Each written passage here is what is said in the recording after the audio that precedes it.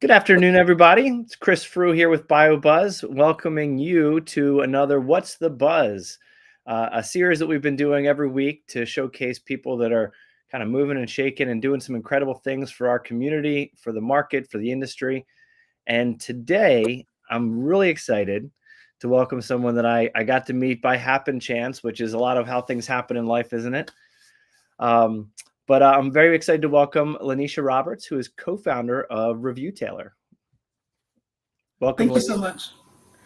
Thank you so much, Chris, for having me today. I do want to say, you were one of the very first folks in Baltimore that we were able to meet. I think it was day 2 of our time in Baltimore. We met you at Equitech Tuesday event. And I wanted to say thank you for just the warm welcome that you've extended since then. I think we've ran into each other more than once since then. So super thankful that our paths crossed. Yeah, so am I. But that's how things happen. When you have organizations like Upsurge and Equitech, their program, they create collisions of purpose, right? And they do that every week there. And I think this is a good example. You and I crossing paths and connecting there of like a good purposeful collision that happens when you have community builders like Equitech and like BioBuzz too, who exist to help to kind of accelerate the number of those collisions that happen. And I was super excited. So that's a great way to start off today, Laneisha. Why don't we tell us a little bit about do a little introduction to who you are, and then tell us how you got to Baltimore here. Sure. So again, I'm Laneisha Roberts. Spent the last 13 years in the biopharmaceutical sector. And, funny story, my journey actually began on a pre-med track. So I was a biology major, and my goal was to go to med school to be a neurosurgeon. And so for the bio majors who may be listening in today, there's usually one course that makes folks change their whole trajectory. And for me, that was organic chemistry. And so fortunately, I had a great tutor and was able to get through it. But after that experience, I said, you know what? I don't think I want to continue on to med school once I finished with my initial 4 years. And so it was funny because after my graduation, I had a party and my mom had a cake made. And on that cake, it was referenced me as Dr. Roberts. And I was like, oh no, I had to break some hearts there. It's funny. Post-graduation, I got my start in the government sector. So down in Florida at the Department of Agriculture.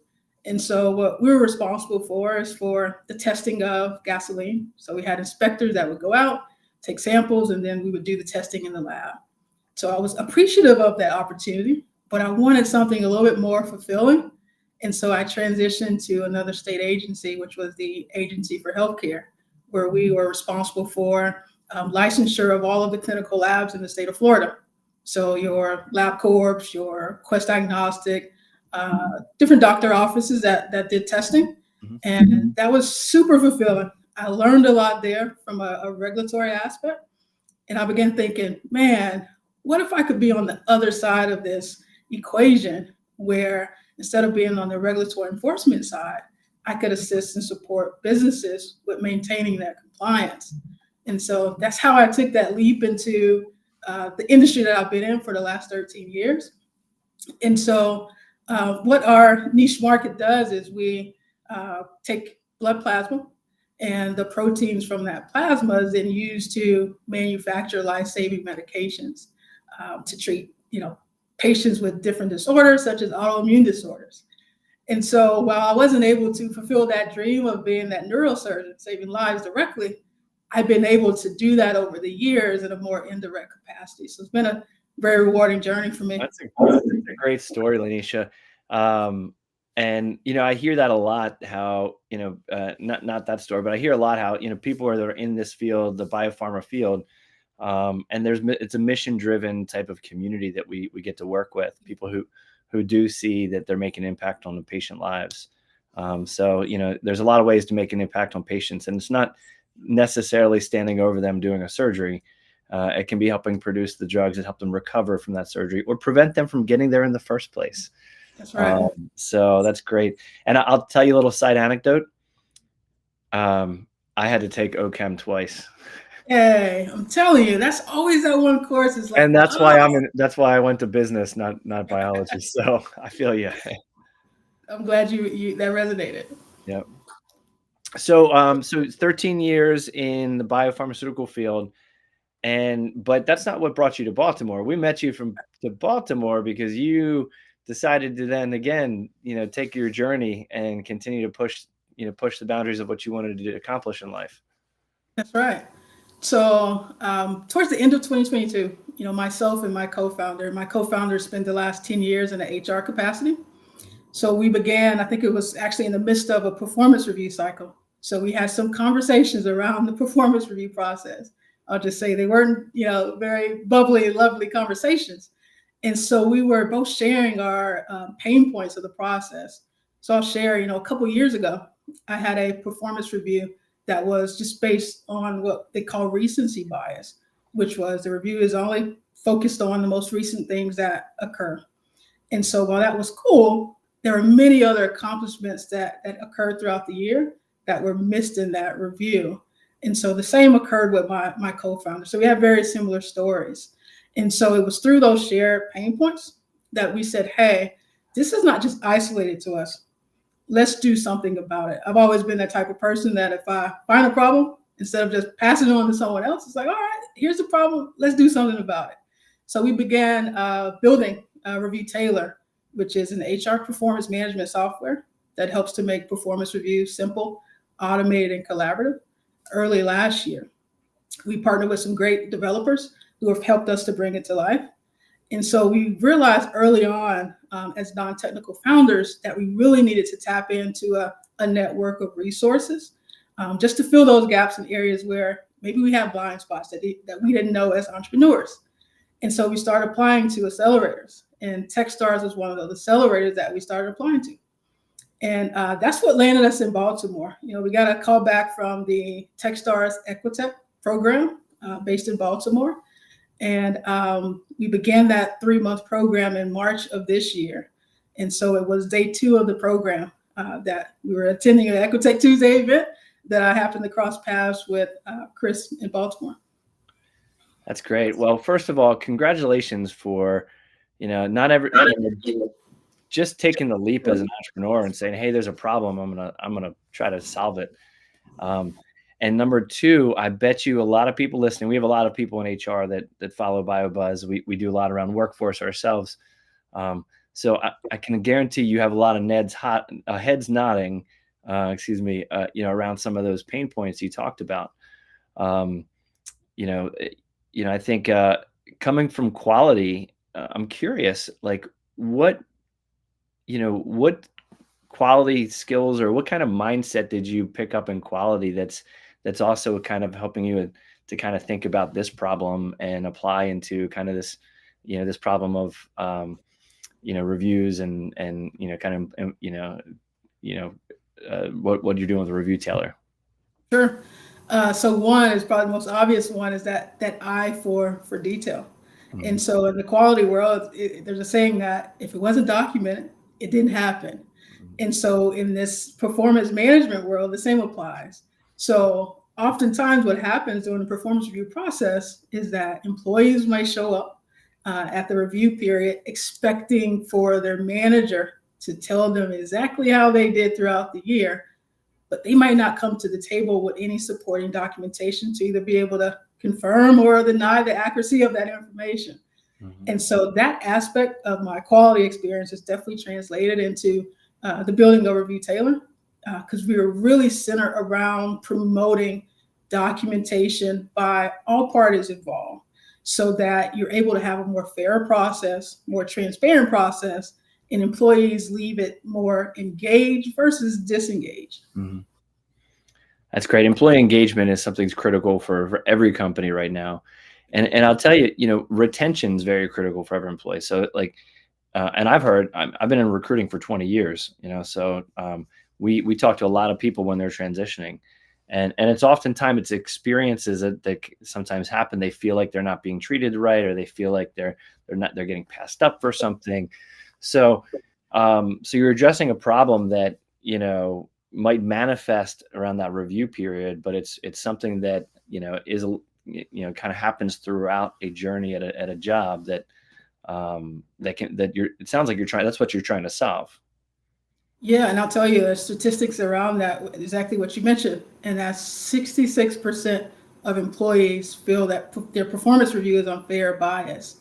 And when that happens, and because of that, 85% of those folks are more likely to start looking for employment elsewhere. Mm-hmm. And so while they're still employed, they're costing companies a collective $1.6 trillion just due to loss of productivity.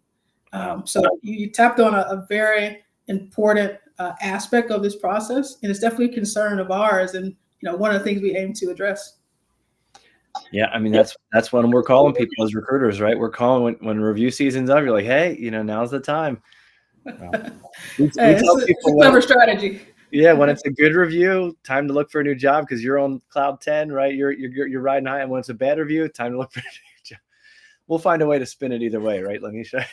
Nice. You gotta love the recruiters. You gotta love them. Yeah. So tell me, can you give us a little more detail? Tell us what ReviewTailor does and how your approach is really bringing innovation and solving this problem. Can you dive a little bit deeper into that?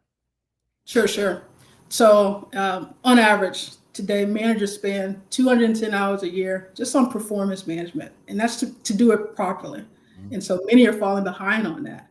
And so one of the things we went into this process of aiming for, and that's to reduce the amount of time spent in the process.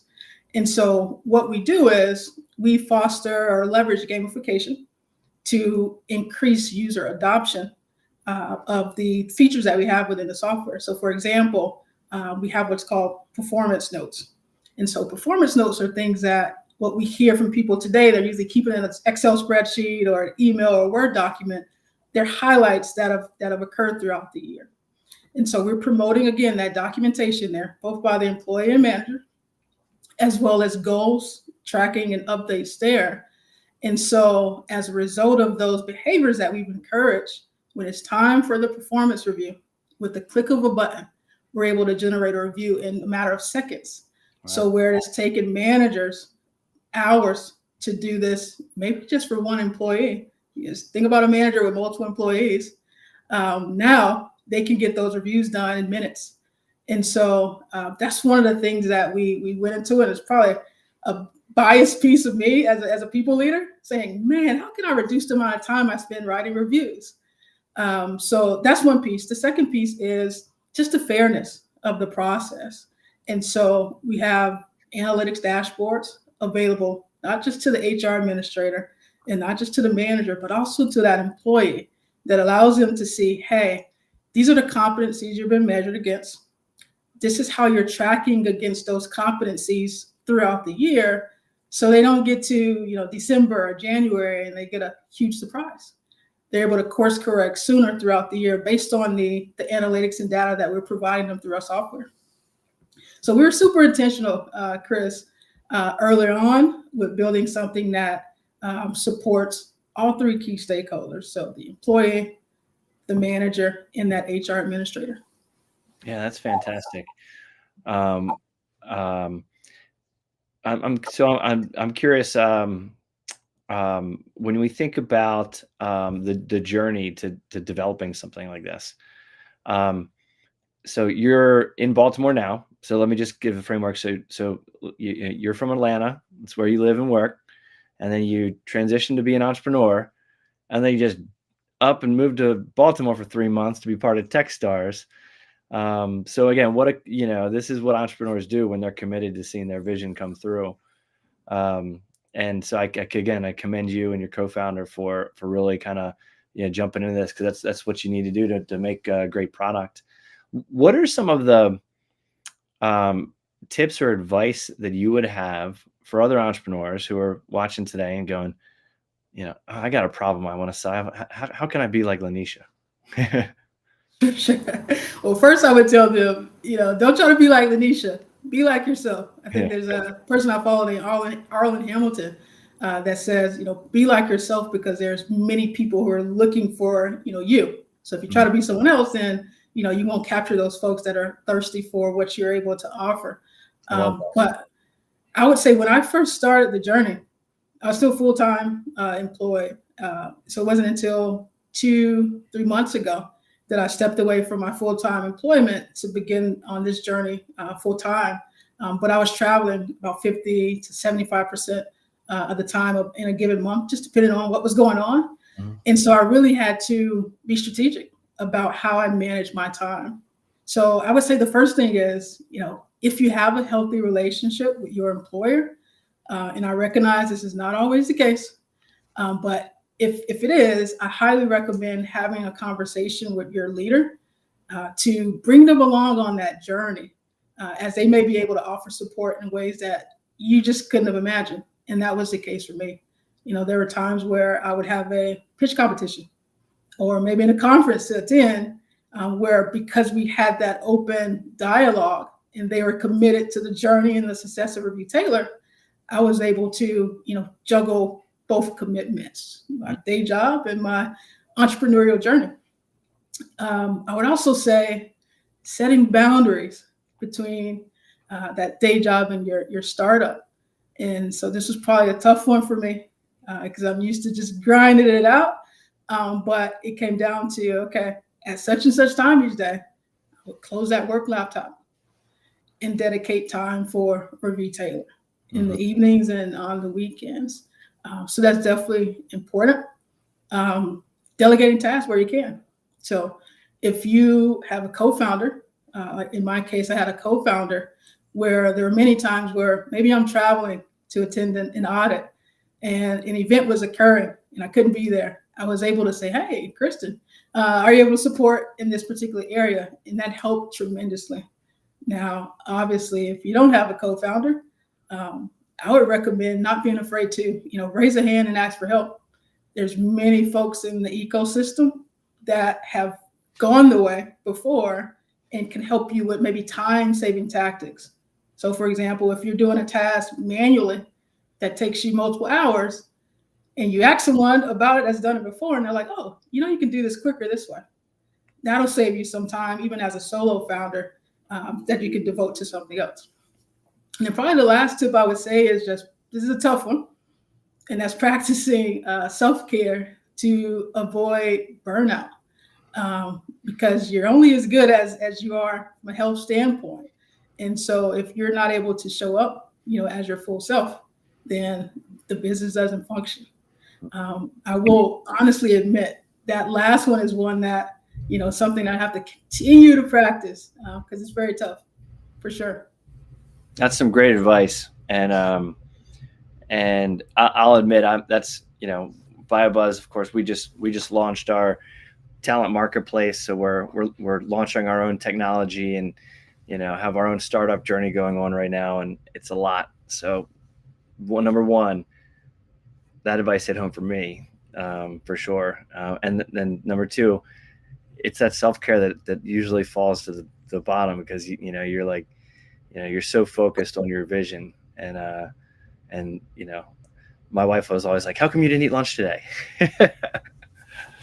But it's important, because without you, there's no company. Without you, ReviewTailor is not going to be impacting a lot of employers and a lot of employee lives. So that's critical. No, absolutely. I echo those same comments. It's like, I usually ask you, did I eat lunch today? So I feel you on that one. Yeah, I'm trying to get better. I did have lunch today, as you know, from our earlier. Nice. So that's some really good advice for those aspiring entrepreneurs. I'm curious, just as we're sharing, like, what have been some of the kind of memorable highs or lows that have you gone through? Like, are there any memorable elements that, so far in ReviewTailor's journey and your journey? Yeah, I would probably say, and this is one that, as a startup founder, you probably hear a lot in the beginning. And that is, get used to hearing no's. That you're going to hear a lot of no's, more no's than yes, right? Mm-hmm. And so I don't think anything can prepare you for it than actually going through it, because we heard the same thing. We're like, okay, it's to be expected. We'll manage it when it happens. And so when we started applying to various accelerators, we would get either no response or a no. There were a couple where we make it through the first round, we get a no after that, or we make it to the second round, then we get a no. So those were moments where, I remember distinctly, myself and my co-founder thinking, man, who got in that truly was better than us, right? Mm-hmm. We found ourselves comparing ourselves to the other startups. But what was important for us in that process is to really, one, leverage any feedback that we could get from, those moments. So we were fortunate to be able to get feedback, as we went through each of the stages that said, hey, these were the concerns we had, or, these are the things we, want to pay more attention to or show more traction here and there. So, my feedback on that would be to, just be prepared for the no's. Yep. And I don't think that's a way to prepare for it other than to expect it and to go through it.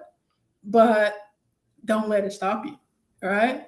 The only way you get to your yes is if you continue pushing through those no's. So if we stopped at the first no, we wouldn't have met you in Baltimore, for sure. Well, I'm glad you did. And I think that's a great lesson.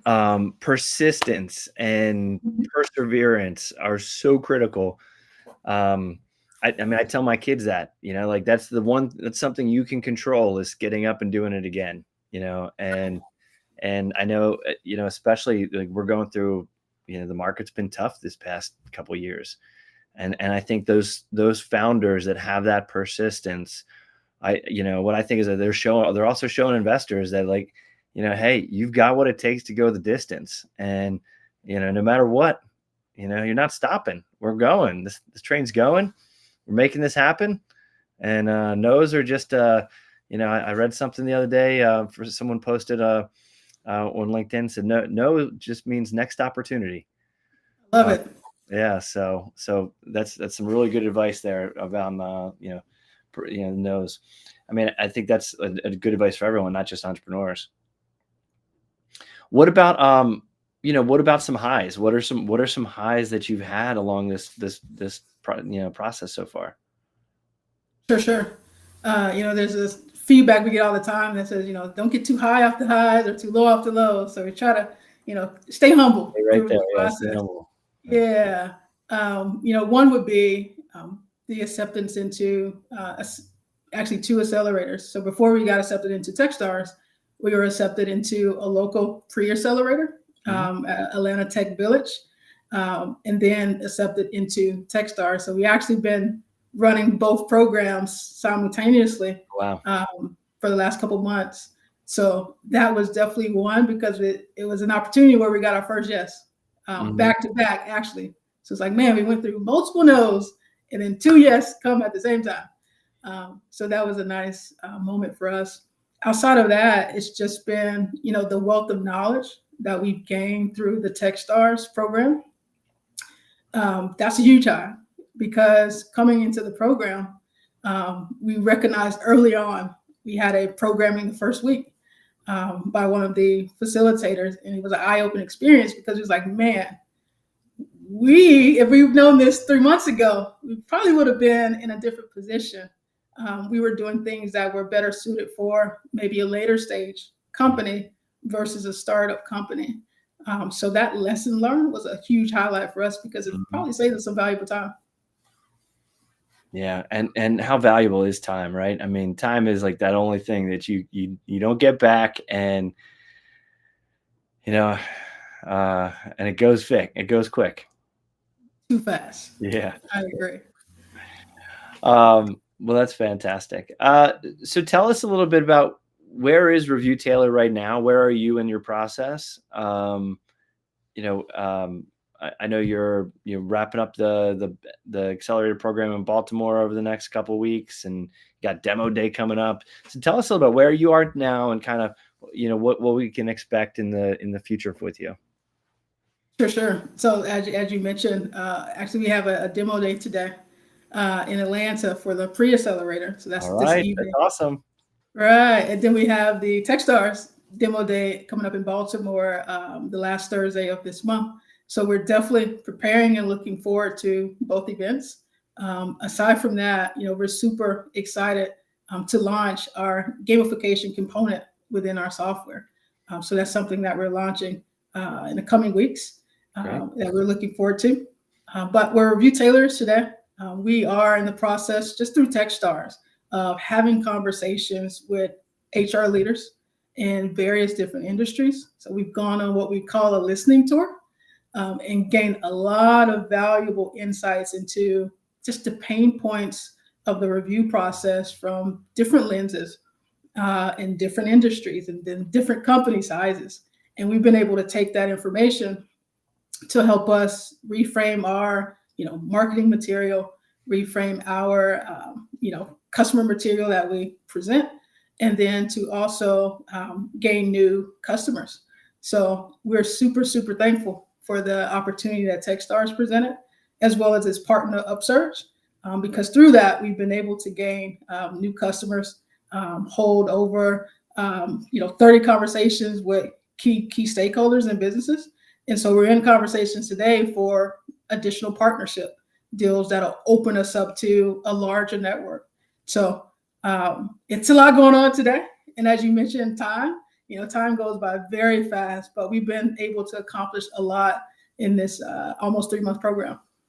That's wonderful. So ReviewTailor is live and you are taking customers. That's what I hear. ReviewTailor is live and taking customers. So we'd love to have conversations, to do demos with those who are interested. We're also, again, in the Baltimore area through this program, at least until the middle of June. So we're definitely open for, any local contacts to make in-person, meetings and visits for conversations.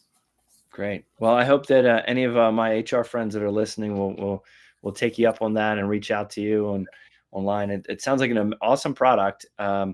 I've really enjoyed getting to know you through, just your time in Baltimore and just getting back and forth. I'm excited about it from someone who's in the talent industry.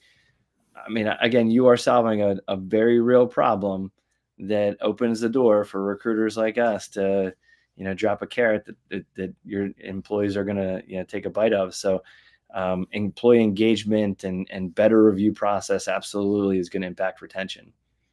No, absolutely. Absolutely. I think it's a lot of symbiotic relationships between our world and your world, as you mentioned, for sure.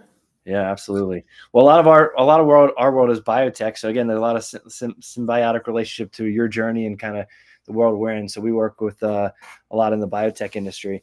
And I've already getting to know you and learning more about ReviewTailor. I mean, we've learned stuff also and had additional insights to kind of some of the stuff that we're trying to do as well. And I think that's the power when you connect with other entrepreneurs, when you connect with other people in your community that align, and because 1 + 1 definitely equals 3 when you're together with mission-driven people who are working on things and trying to solve problems.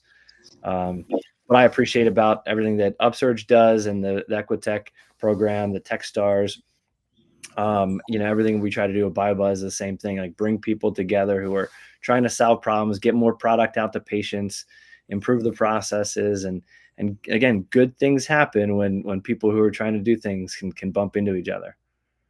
Absolutely. Absolutely. And I would say that's the beauty of the Baltimore ecosystem. Just as you stated there, it creates those spaces, and I'll speak to Upsurge in particular, for these collisions to happen. And so again, we're super thankful that the TechStars Equitech program even exists, as well as the Upsurge team and BioBuzz for sure. I love what you're doing in the recruiting space and also for the Baltimore ecosystem. Well, yeah, we appreciate that. And I'm excited that ReviewTailor has a piece of Baltimore. So as you go on and take over the world in your field, there's always going to be a piece of Baltimore with you along that journey. That's right. That's right. For life. Yeah, I love that. Well, Laneisha, this has been really exciting. I'm very excited that we got the opportunity to catch you now, so that we can always look back on this in a couple of years and be like, we knew them back when they were going through it. Because I think there's going to be a lot more yeses coming up in your future, and I'm excited to continue to stay in touch, and I hope we can still continue to share your journey along. And so definitely keep us on your short list as you grow, and you move things forward. And then best of luck today at the demo day. I'm super excited. I'm not down in there, Atlanta, but I'll be with you in thought. So congratulations and best of luck with it. Absolutely. Thank you again. I appreciate the time. Yeah, my pleasure. So again, everybody, thank you for joining us for another episode of What's the Buzz. Laneisha is on LinkedIn. Be sure to connect with her. Demo days coming up, and I believe it's open, right? You can register to be. So follow along if you want to come and see Laneisha and her co-founder pitch in person in June.